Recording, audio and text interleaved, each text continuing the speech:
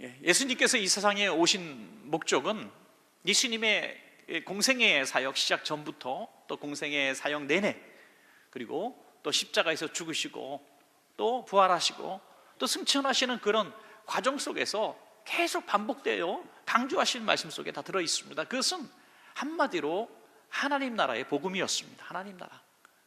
주님은 이 공생의 첫 번째 사역의 첫 마디가 회개하라 천국이 갖고 왔다는 말씀이죠. 천국에 대한, 하나님 나라에 대한 말씀이고, 내내 많은 비유의 말씀들이 천국 비유였습니다. 주님의 관심은 오직 하나님 나라였어요. 주님이 이 땅에 오신 목적이 무엇이냐면, 죄로 인하여 하나님 나라에 갈 수 없는 저와 여러분들을 하나님 나라로 인도하시기 위해서 오신 줄로 믿으시기 바랍니다. 주님의 목적은 하나님 나라 올 수 없는 죄인들, 하나님과 불화해서 관계가 끊어진 저와 여러분들을 화복시키시고 회복시키심으로 말미암아 하나님 나라까지 다 올리시기 위해서 오셨다는 거죠. 그런데 수많은 그리스도인들, 특별히 예수님 시대의 제자들조차도 하나님 나라에 대한 관심보다 세상에 대한 관심이 더 컸다는 겁니다. 주님은 계속해서 하나님 나라의 복음에 대해서 말씀하시고, 또 하나님 나라에 가기 위한, 또 그렇게 하나님 나라에 살아야 되는 이유에 대해서 계속 말씀하셨어요. 그리고 하나님 나라로 인도하는 그 복음의 전거자로 우리가 살기를 원해서 그런 말씀들을 계속해 오셨는데, 제자들은 계속해서 하나님 나라가 아닌 세상 나라에 대한 관심만 표방하고 또 드러냈다 하는 것을 우리가 볼 수 있어요. 오늘 함께 보시는 이 마가복음 9장, 10장 계속 이어지는 말씀 속에서도 계속 그런 의견 충돌이 나타나죠. 그래서 복음을 증거하고, 오늘 본문의 가장 중요한 부분이 다 이렇게 드러내고 있는 것 같은데, 예수님과 제자들이 복음을 증거하고 이제 왔습니다. 돌아오는 그 길에, 복음을 증거하고 오는 길에, 하나님 나라의 복음을 증거하고 오는 그 길에 제자들은 다퉜습니다. 왜 다퉜느냐? 세상 나라에 누가 좌편 우편에 설 것인가, 그 권력 쟁탈을 벌써 벌이고 있었다는 거죠. 주님의 마음이 얼마나 답답하고 아팠을까 하는 거죠. 복음은 하나님 나라의 복음인데 삶은 세상 나라의 삶이었다는 거죠. 이 괴리입니다. 괴리. 기독교가 약해지고 성도들이 약해지고 분명한 하나님 나라에 대한 꿈과 가치, 비전 이런 것들이 없는 이유는, 복음은 하나님 나라의 복음을 들으면서, 또 성경 공부도 하나님 나라에 대한 지식을 배우면서 우리의 온통 관심을 세상의 성공과 부요함과 세상에서 잘 되는 일들이라 하는 거죠. 여기에 대해서 우리는 오늘 본문을 통해서 깨닫게 되는 것이죠. 마가복음에는 예수님의 순환과 부활에 대한 말씀이 3번 연속적으로 등장하게 됩니다.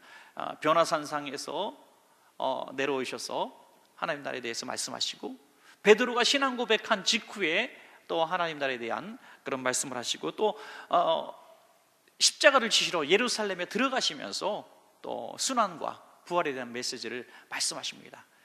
그리고 주님이 부활 승천하시면서 마지막 순간에 주신 지상명령이 뭡니까? 하나님 나라를 전하라는 거죠. 여러분, 우리가 하나님 나라를 이게 증거하는 삶, 이 삶이 그래서 얼마나 중요한가. 왜 중요합니까? 주님이 이 땅에 오신 목적대로 살아가는 비결이기 때문인 줄로 믿으시기 바랍니다. 주님께서 이 땅에 오신 목적, 늘 하신 말씀, 승천하시면서 하신 많은 말씀들이 결국에는 다 하나님의 관심은 하나님 나라예요. 하나님 나라. 그런데 우리는 그 하나님 나라에 대한 관심보다 자꾸 세상 나라에 대한 관심으로 자꾸 갈 수밖에 없는 거예요.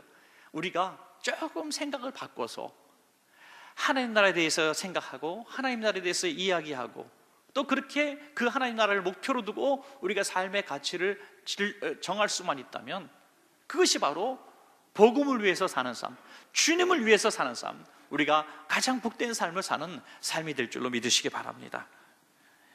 예수님은 우리에게 십자가를 지라고 말씀하셨어요. 나를 따라오려거든 자기를 부인하고 자기 십자가를 지라. 이 십자가가 뭘까요, 여러분? 십자가. 예수님처럼 우리가 십자가를 지고 못 박히고 채찍에 맞고 순교하라는 얘기일까요? 물론 그런 믿음의 선진들도 많이 있었지만 그런 말씀이 아니잖아요. 십자가를 우리가 진다고 해서 누구를 구원할 수 없습니다. 여러분, 내가 죽었다고 해서 누구를 살릴 수 없어요. 그렇지 않습니까? 오직 예수님만이 그 희생의 가치로 우리가 살릴 수 있는 그 예수님만이 그런 분이십니다. 그러므로 복음은 뭐냐면 내가 죽었다가 복음이야, 내가 희생했다가 복음이 아니라 예수 그리스도께서 당신을 위해서 죽으셨다, 이게 복음입니다, 여러분. 그래서 복음의 핵심은 우리가 전하는 것이 아니라 예수님을 전하는 겁니다. 예수님을 전하는 겁니다. 예수님이 하나님 나라의 열쇠이십니다. 예수님이 당신을 구원한 구원자이십니다. 이게 복음의 핵심이라는 거죠. 복음 우리가 너무나 많은 이야기를 하지만 복음의 핵심은 하나님 나라 갈 수 없는 사람을 예수 그리스도를 증거하여 하나님 나라 백성 되게 하는 것이 복음의 핵심인 줄로 믿습니다, 여러분. 그래서 오늘 본문을 통해서 복음을 위한 예수님의 교훈이라는 제목으로 우리가 복음을 위해서 사는 거, 이게 정말 절대 가치인데 그렇게 사는 방법이 뭐냐, 알긴 알지만 제자들처럼 이렇게 자꾸 주님과 멀어져가는 이런 삶이 아닌 조금 더 주님의 마음에 가까이 갈 수 있는 하나님 나라의 백성으로 사는 비결이 무엇이냐, 그 말씀을 통해서 한번 우리가 깊이 생각하기를 원합니다. 첫 번째로 복음을 위해서 낮아져라 하는 것입니다. 복음을 위해서 내가 낮아지는 것이 하나님 나라 백성으로 사는 비결이다 하는 거죠. 여러분, 오늘 본문을 보니까 제자들이 서로 복음을 증거하고 오는 길에 누가 더 높을 것이냐라고 다투는 모습을 보고 예수님이 얼마나 가슴이 아프셨을까. 지금 내내 하나님 나라의 복음에 대해서 증거하고 왔는데 세상 나라에서 누가 높을 것인가라고 다투는 그들의 모습을 보면서 예수님은 정말 실망하셨을 것 같아요. 이렇게 된 이유가 뭘까요? 예수님은 십자가를 위해서 지시기 위해서 낮아지셨습니다. 이게 복음을 위해서, 하나님 나라 백성 되게 하시기 위해서 높은 보좌를 버리시고 낮아지셨어요. 십자가를 지셨습니다. 그런데 제자들은 예수님의 이름을 힘입어서 높아지기를 원했다는 거예요. 예수님은 복음을 위해서, 우리를 위해서 낮아지셨는데 사람들은 예수님을 이용해서 높아지기를 원하는 거예요. 이게 지금 복음을 위해서 사는 삶의 모습이 절대 아니었다 하는 것입니다. 여러분, 우리가 예수 믿고 잘 되고 예수 믿고 복을 받고 예수 믿고 성공하려는 이런 마음들을 우리는 사실 누구나 가질 수 있습니다. 또 예수 믿고 복 받는 것은 정말 지극히 당연한 것이라고 생각을 합니다. 여러분, 예수 믿으면 심령의 평화가 오고 주님의 능력으로 우리가 정말 성공할 수 있고 또 좋은 일이 많이 있을 줄로 저는 믿습니다. 좋은 일입니다. 그러나 복음을 위해서라면, 하나님 나라를 위해서라면 우리는 낮아져야 한다는 것입니다. 낮아져야 합니다. 오늘 제자들이 다툰 이유는 높아지려고 했기 때문에 다퉜습니다. 오늘날도 교회들의 다툼을 한번 보십시오. 우리 교회는 참 다툼이 없어서 너무너무 감사하고 고마운 일입니다. 다툼이 없다는 건 너무 행복한 일이죠. 그런데 다툼이 있는 교회와 그런 구역과 그런 상황들을 바라보면 하나밖에 없어요. 하나밖에 없어요. 높아지려고 하기 때문에 다투는 겁니다. 내가 더 높아지려고 하기 때문에. 다툼이 있는 교회가 복음을 위해서 낮아지는 교회를 본 적이 없어요. 이런 게 한번 보셨습니까?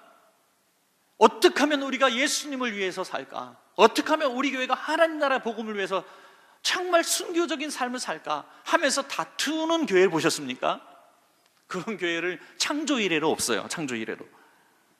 복음을 위해서 다투는 교회는 없고요, 내가 더 높아지기 위해서 다투는 교회가 이 땅에 너무나 많다는 것입니다. 누가 더 높을 것인가, 누가 더 누릴 것인가 하는 것 때문에 교회는 몸살을 앓고 주님으로부터 멀어지는 것이죠. 그때 예수님이 하신 말씀이 뭐예요? 마가복음 9장 35절 보시겠습니다. 예수께서 앉으사 12제자를 불러서 이르시되 누구든지 첫째가 되고자 하면 무사람이 끝이 되며 무사람을 섬기는 자가 되어야 하리라.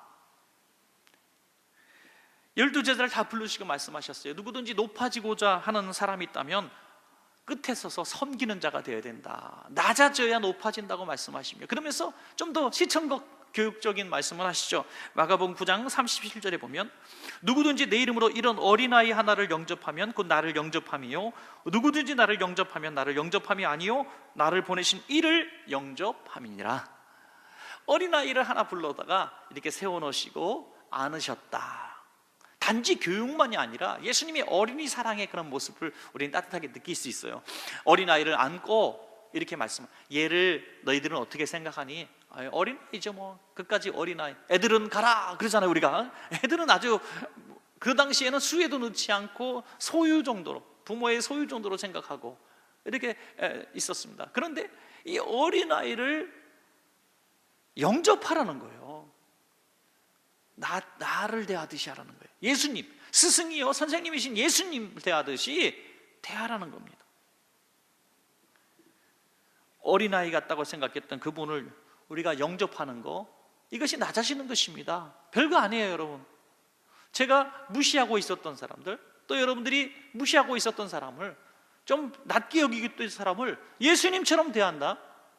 이게 낮아지는 거지, 내가 좀 겸손한 마음을 갖고 내가 좀 낮아져야지 하는 이런 제스처를 취하는 게 낮아지는 게 아니라는 거죠.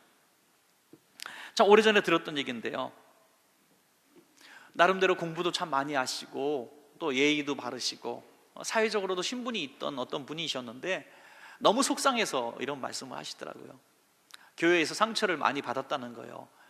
왜 상처를 많이 받았냐면 여러 가지 면에서 자신보다 이렇게 좀 신분이나 학교 공부나 이런 것들이 훨씬 못하신 분인데 너무 자신을 무시하는 얘기를 많이 해서 너무 마음이 상했다. 뭐 이게 구역 예배라든지 그러면서 그런 얘기를 했어요. 그런데 이게 끝이 아닙니다. 그렇게 생각하고 마음이 상하고 내가 정말 내가 그냥 세상에서 친구도 안 될 사람이 저렇게 무시를 당해서 너무 속상하다. 교회가 정말 이렇게 정말 힘든 곳이구나 라고 생각했다가 어느 날 생각이 딱 바뀌는 순간이 있었는데 뭐냐면 그 모든 화가 나는 이유가 내가 그 사람보다 높다고 생각했던 교만함이 있었기 때문이라 생각을 깨달은 거예요. 내가 교만하기 때문에 그 사람을 낮게 평가했기 때문에 실망하고 속이 상하고 화가 난 거였다는 것을 깨달았다는 겁니다. 그를 예수님처럼 생각했다면, 그를 나보다 높은 분이라고 생각했다면 너무나 자연스럽고 아무것도 아닌 일이었는데 내가 그를 평소에 무시하고 있었기 때문에, 나보다 공부도 못한 사람이야, 나보다 가진 것도 없는 사람이야, 나보다 사회적 신분도 없는 사람이라고 평소에 그런 고정관념을 갖고 있었기 때문에 그 사람의 얘기가 내게 상처가 되고 아픔이 됐다는 거예요. 사랑하는 여러분, 그분을 예수님처럼 생각하면, 어린아이를 예수님처럼 생각하면 우리는 얼마든지 낮아질 수가 있습니다. 그것이 복음을 위해서 사는 삶이라는 거예요. 예수님의 교훈입니다. 복음 때문에 그렇게 하라는 거예요. 복음 때문에, 하나님 나라 때문에, 하나님 나라에 들어가는 티켓, 또 하나님 나라에 대한 이런 소개, 이런 것들 하기 위해서 그렇게 하라는 겁니다. 이런 복음을 위해서 누구든지 내 앞에 서 있는 그 연약한 사람을 예수님을 대하듯이 대할 정도로 낮아지신다면 우리가 복음을 위해서 사는 복된 삶이 될 줄로 믿습니다. 두 번째로, 복음을 위해서 협력하라. 협력하는 삶이 바로 주님께서 기뻐하시는 삶이라는 것. 마가복음 9장 38절에 요한이 예수께 여짜오되 선생님, 우리를 따르지 않는 어떤 자가 주의 이름으로 귀신을 내쫓는 것을 우리가 보고 우리를 따르지 아니하므로 금하였나이다. 여러분께 제가 성경을 읽지 않게 하는 이유를 아시죠? 웬만하면 좀 저 혼자 얘기하려고 이렇게 얘기합니다.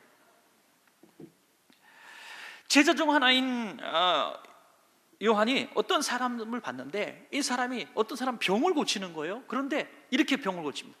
나사렛 예수 이름으로 명하노니 질병아 떠나가라, 귀신아 떠나가라 하는데 귀신이 떠나가요, 정말. 그래서 살짝 기분이 나쁜 거예요. 왜냐하면 얼마 전에 자신들은 예수님 변화상에 계실 때 귀신 들린 아이를 데리고 온 아버지 앞에서 예수 이름으로 막 선포했는데 병이 안 고쳐졌거든요. 자신들은 예수님의 수제자예요. 적어도 3년을 열심히 배운 사람이에요. 이 정도면 예수님 하는 거, 그런 능력의 한 절반 정도는 얻었어야 된다고 생각했던 것 같아요. 자기들은 예수 이름으로 귀신아 떠나가라 했는데 안 떠나갔는데, 아니 예수님의 제자도 아니고 예수님을 따라다니기도 거절하는 어떤 사람이 예수 이름으로 귀신을 쫓는 것을 보면서, 황당한 것을 보면서 또 질투심도 나고 화도 났던 거예요. 그래서 예수님께 아주 자신 있게 보고하는 거예요. 예수님, 그런 사람 우리가 봤는데, 아니 예수님 제자도 아니고 로얄티도 내지 않으면서 예수 이름을 함부로 남발합니다. 그래서 하지마, 쓰지마 이렇게 얘기하고 왔어요. 잘했죠. 예수 이름 사용하지마 이렇게 얘기했다고 자랑스럽게 얘기합니다. 그때 예수님이 하신 말씀이 뭡니까? 마가복음 9장 39절부터 40절입니다. 예수께서 이르시되 금하지 말라. 내 이름을 의탁하여 능할 일을 행하고 즉시로 나를 비방할 자가 없느니라. 우리를 반대하지 않는 자는 우리를 위한 자니라. 아멘. 여러분,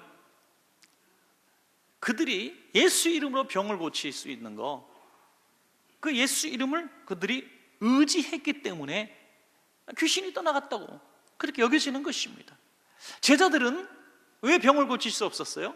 예수 이름만 사용하면 귀신이 떠나가리라고 생각했다고 하는 거예요. 여러분, 오늘날 수많은 교회와 목회자들, 또 우리 성도님들이 예수님의 이름을 주문처럼 생각하고 있는 것이 문제가 아닌가. 여러분, 제가 거두절미하고 이렇게 선포했다고 합시다. 여러분, 예수 이름을 선포하면 귀신은 떠나갑니다. 그럼 여러분들은 아멘 할 수 있을 것 같아요. 여러분, 예수 이름을 선포하면 병도 낫습니다라면 여러분 아멘 할 수 있을 것 같아요. 왜? 지극히 당연하고 그렇게 아멘 해왔기 때문에. 그런데 예수 이름을 제가 아무리 목이 터지라고 외치고 여러분들이 아무리 아멘 해도 병이 떠나가지 않는 이유가 있을 수 있다는 거죠. 제자들이 예수님께 묻습니다. 아니, 우리가 예수님 이름을 열심히 사용했고 우리가 예수님도 알고 예수님이 기적 행하시는 것도 봤는데 왜 우리는 귀신을 쫓아내지 못했습니까? 라고 얘기할 때 이렇게 말씀하셨습니다. 기도 외에는 이런 종류가 나갈 수 없느니라. 기도란 게 뭐예요? 너희의 능력을 의지하지 말고 예수 이름의 능력, 예수님을 의지하고 선포하라는 겁니다. 그들은 예수 이름이라는 이름을 선포하면 자기에게서 능력이 나가는 줄 알았다. 수많은 목회자들이 이렇게 잘못 얘기하는 거예요. 내가 기도하니까 병이 나았다고, 내가 기도해서 그 가정의 문제가 풀렸다고. 이것처럼 어리석고 하나님이 기뻐하시지 않는 얘기가 어디 있을까? 예수 이름으로 한 것이 아니라 예수님이 하신 거예요. 할렐루야. 예수님이 하신 거잖아요. 내가 예수 이름을 썼다고 해서 능력이 나타나는 게 아니라 예수님이 행하셔야 능력이 나타나는 것입니다. 이것을 우리는 깨닫게 되는 것입니다. 예수님의 칭찬을 기대하고 그들이 이렇게 얘기했을 때 예수님은 가만두어라, 가만두어라. 우리를 반대하지 않는 사람이 바로 나를 위하는 자라고 말씀하셨습니다. 여러분, 이 사도 바울이 그런 비슷한 일을 한번 경험했던 적이 있었지 않습니까? 옥에 갇혔을 때 제자들이 와서 얘기합니다. 바울 사도님이 옥에 갇히니까요 난리가 아니에요. 무슨 말입니까? 아니, 바울의 그 뒤를 잇겠다고 내가 새로운 바울이라고 얘기하면서 막 예수 이름을 선포하고 다니는 사람들이 생겼어요. 바울처럼 유명해지고 싶은 사람들이 막 불같이 일어난 거예요. 그때 이 바울이 이런 얘기를 했습니다. 빌립보서 1장 18절에 그러면 무엇이냐? 거칠애로 하나 참으로 하나 무슨 방도로 하든지 전파되는 것은 그리스도니 이로써 나는 기뻐하고 또한 기뻐하리라. 내가 유명해지고 이 바울이 아니면 안 된다 이런 소리 저는 듣고 싶지 않다 이런 말이에요. 그래, 전파되는 건 그리스도니 나는 기뻐하고 기뻐한다. 여러분, 이 말은 무슨 말입니까? 우리 교회는 부흥을 못해도, 여러분, 우리 교회는 부흥을 못하고 쪼그라들어도 이웃 교회가 막 부흥하면 기뻐할 줄 알아야 된다는 거예요. 여러분, 그렇게 할 수 있기를 바랍니다. 예. 이웃 교회가 건축 중이면 벽에 손대고 잘 지어지기를 기도하는 거예요. 사춘이 교회에서 하면 배가 아프다 이런 용어를 만들어내지 말고. 예. 예. 그게 바울의 마음이고 주님의 마음이에요. 기뻐하고 기뻐한다는 거죠. 제가 몇 주 전에 한 교회 저녁 집회를 갔는데요, 인천에 있는 지역인데 참 귀감이 되더라고요. 지역에 한 교회가 있었는데 이 교회는 건물이 있어요. 건물이 아주 중심 도로에 있는데 건물 가치가 뭐 한 70억, 80억 정도 한다 그래요. 그런데 교인이 30명이야. 그리고 또 한 목사님은 건물이 없는데 임대 월세를 내고 있는데 거기는 교인이 70명이에요. 근데 30명 있는 교회 목사님이 은퇴하시면서 당신이 우리 교회에 들어와서 담임 목사하라 이렇게 한 거예요. 지역에 있는 목사님은. 참 훌륭하죠. 그래서 그 임대 냈던 그 전세금하고 이런 거 뽑아서 그 목사님 은퇴 목사 사례로 드리고 그냥 싹 맨몸으로 들어간 거예요. 70명이. 그래서 100명이 됐어요. 그리고 그 다음 해에 그 지역에 똑같은 70명 정도 모이는 교회가 또 있었는데 그 목사님이 또 은퇴하는 해에 아무 조건 없이 우리 교회도 그 교회로 보내면 안 되겠느냐 해서 그 교회가 지금 한 200명이 모이고 있더라고요. 그 교회 저녁에 제가 집회가 딱 2년 만에 30명, 70명 모이는 교회가 200명 모이는 교회가 되고 저녁 예배에 한 7, 80명이 나와서 예배를 드리고 있더라고요. 여러분 뭐 이게 어떻게 해석해야 될지 모르겠지만 저는 그런 교회를 처음 봤어요. 복음을 위해서 다 내려놓는 목사님들의 모습을 보면서 참 감동이었어요. 아직 목회자들을 우리가 많이 비난하고 욕심꾸러기라고 얘기하고 자기밖에 모르는, 교회밖에 모르는, 자기 교회밖에 모르는 이런 성도들이라고 생각했는데 아직 교회는 희망이 있더라고요. 그 세 교회의 성도가 다 어우러져 가지고 1년도 안 지났는데 그냥 한 교회가 됐어요. 예수 이름 때문에 하나가 되더라고요. 예수 이름 때문에. 전파되는 것은 그리스도니 우리는 기뻐하고 기뻐하리라. 우리 교회 간판이 뭐가 중요하고 남의 교회 간판이 뭐가 중요하냐 이거죠. 다 주님의 자녀인데, 할렐루야, 다 주님의 자녀인데 우리가 큰 마음을 가지지 않으면 우리가 정말 주님 앞에 부끄러움을 당할 것이라고 생각을 합니다. 여러분 생각해 보세요. 지금 누가 물에 빠져 죽어가고 있어요. 그런데 그 옆에 세 사람이 있습니다. 제가 여러분 잘 들으시기 바라요. 제가 이런 비유를 만들기 위해서 고민하고 잠을 못 자고 설치면서 만들었습니다. 물에 빠져 죽어가는데 그 옆에 세 사람이 있었어요. 한 사람은 수영선수였어요. 또 한 사람은 어릴 때부터 바닷가에서 수영을 밥 먹듯이 하면서 수영을 배우진 않았지만 수영을 누구보다 잘해요. 또 한 사람은 80세의 할머니였어요. 자, 누구에게 이 사람을 건져달라고 기대하겠습니까? 우리가 그 모습을 보고 있는 사람이었다면 수영선수나 첫 번째 수영선수가 들어가야지. 두 번째, 야 그래도 수영 잘하는 사람이 가야지. 바닷가에서 살았던 사람. 세 번째, 할머니 빨리 집에 가셔요. 이럴 거 아니에요? 할머니 안 돼요. 할머니 들어가면 큰일 나요. 이게 우리의 당연한 시선입니다. 그런데 수영선수도 수영 잘하는 그 사람도 목숨이 아까워 안 들어가는데 할머니가 자동차에 가서 손주 튜브를 갖고 와서 던져서 건져줬다 이거예요. 누가 생명의 은인입니까? 할머니죠. 오히려 이것이 뉴스가 딱 나왔은 순간에 할머니는 영웅이 되겠지만 수영선수와 수영 잘하는 그 사람은 지탄을 받을 거예요. 손가락질을 받을 거예요. 할머니는 아무 일도 안 했어도 손가락질을 안 받았습니다. 당연한 거예요. 할머니 들어가면 큰일 나는 거예요. 안 들어가야 돼요.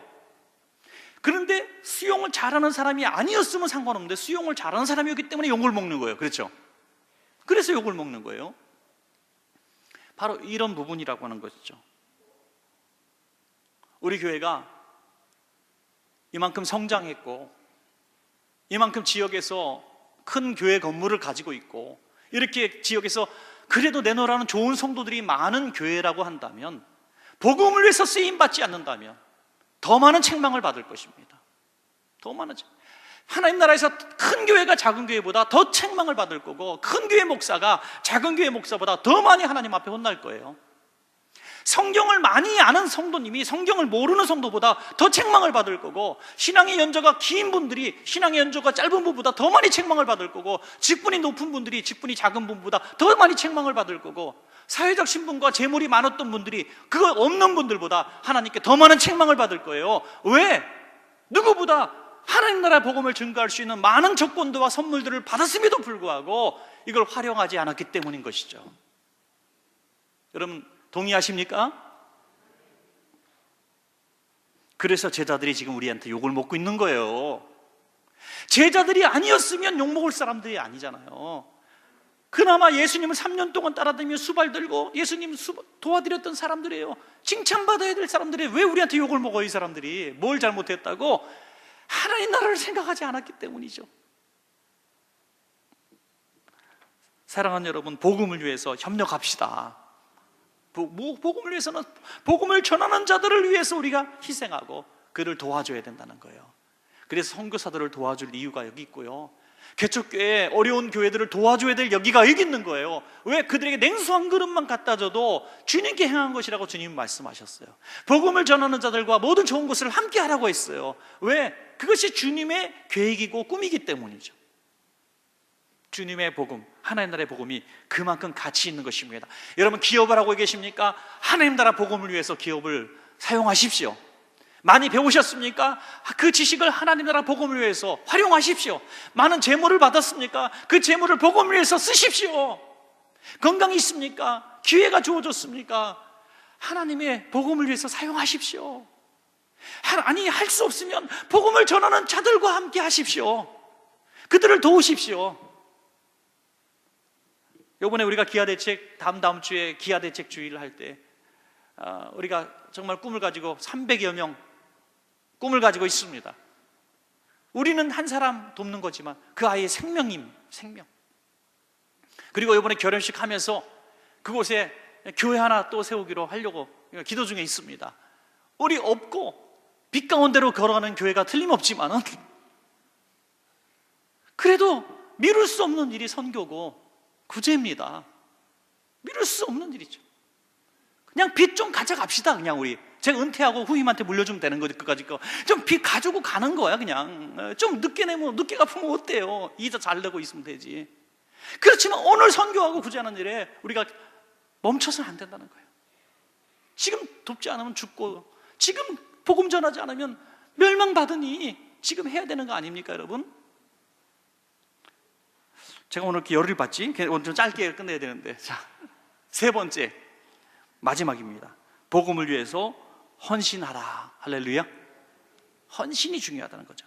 자, 마가복음 10장에 보시면 예수님께서 복음을 증거하실 때 한 사람이 찾아와서 예수님께 무릎 꿇고 질문합니다. 얼마나 겸손합니까? 무릎을 꿇고 질문해요. 선생님, 어떻게 해야 영생을 얻을 수 있습니까? 라는 질문이에요. 경건한 사람이에요. 흠이 없는 사람이에요. 오늘날 정말 교회 잘 다니는 성실한 크리스찬입니다. 우리가 생각한다면 예수님이 말씀하십니다. 야, 계명대로 살면 돼. 계명대로 사는 게 뭡니까? 십계명대로 산다는 거예요. 하나님, 내가 잘 섬기고 우상 만들지 말고, 살인하지 말고, 간음하지 말고, 도둑질하지 말고, 부모 공경하고 등등등. 그랬더니 이 사람이 얘기합니다. 아이, 그건요 제가 어릴 때부터 다 지켰어요. 저는요 뼛속까지 정말 신자입니다. 이렇게 얘기하는 겁니다. 그래, 잘했다. 네가 한 가지 부족한 게 있네. 뭡니까? 너 돈 많잖아. 네, 돈 많아요. 그거 좀 팔아가지고 가난한 자들 돕고 너는 좀 나를 따라오느라, 이렇게 얘기합니다. 그랬더니 재물이 많은 거로 근심하여 가니라. 그는 이론적으로 크리스찬이라는 거예요. 우리말로 유대인이지만, 우리 개념으로 제가 재해석한다면 이론적으로 신자예요. 이론적으로 난 성경 공부한 대로 살아가고 있고, 또 나는 죄 안 짓고 남한테 피해 안 주고 살아가고 있다는 거예요. 근데 그거는 온전한 그리스도인의 삶이 아니라는 겁니다. 정신승리라는 거 들어보셨어요, 여러분? 정신승리? 요즘 유행어입니다. 정신승리. 혼자 생각하고 그게 맞다고 생각하는 게 정신승리라는 것 같아요. 그런 것 같아요. 이 율법사는, 이 젊은이는 정신승리한 사람이죠. 난 이렇게 살았으니 구원받았다고 착각하고 사는 거예요. 오늘 수많은 그리스도인들이 정신승리 구원관을 가지고 있다는 거예요. 야, 나는 이렇게 교회 생활 잘했고 예수를 나의 구주로 고백했으니 난 구원받을 거다. 아니에요. 천국 가면 2번 놀란다는 거예요. 꼭 와야 될 사람이 안 와서 놀래고요, 저 사람이요 설마 했는데 와 있더라는 거지. 어디서 차이가 날까? 어디서 차이가? 하나님 나라의 복음은 삶으로 증명되어야 된다는 겁니다. 삶으로. 마가복음 10장 29절부터 30절까지 마지막으로 읽어보겠습니다. 예수께서 이르시되 내가 진실로 너희에게 이르노니 나와 복음을 위하여 집이나 형제나 자매나 어머니나 아버지나 자식이나 전토를 벌인 자는 현세에 있어 집과 형제와 자매와 어머니와 자식과 전토를 100배나 받되 박해를 겸하여 받고 내세에 영생을 받지 못할 자가 없느니라. 네. 오늘 이 예수님 앞에 영생 얻는 비결을 물어본 이 젊은이는 자신의 구원을 확신하고 살아가고 있습니다. 여기에 중요한 문제가 있는 거예요. 자신의 구원을 확신하고 사는 것이 문제가 아니라 다른 사람의 구원에 관심이 없었던 것이 구원받지 못한 증거입니다. 너무 어려운 얘기인가요, 여러분? 여러분, 저도 구원의 확신이 있습니다. 여러분 모두 구원의 확신이 있는 줄로 믿습니다. 그런데 이 구원의 확신을 내가 가졌다는 증명은 뭐냐면 다른 사람의 구원을 위해서 내가 어떤 마음을 가지고 있느냐가 내가 가진 구원의 확신의 정품이냐 가짜냐 증명이 되어야 한다는 거예요. 사랑하는 여러분, 여러분 진짜 구원을 받은 사람입니까? 그 확신이 있다면, 진짜라면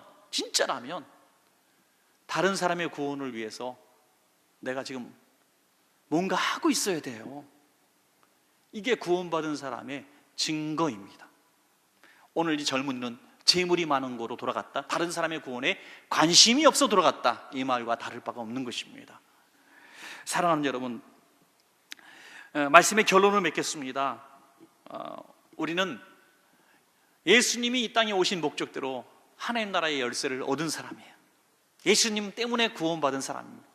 예수님 아니면 구원받을 수 없는데 예수님 때문에 구원받았어요. 얼마나 귀하고 고마운 일입니까? 그렇다면 우리는 복음을 위해서 우리도 살아야 합니다. 우리가 복음을 위해서 낮아지고, 복음이라면 협력하고, 복음이라면 헌신해야 합니다. 이것이 하나님 나라 백성으로 사는 그런 증거요 비결인 줄로 믿습니다.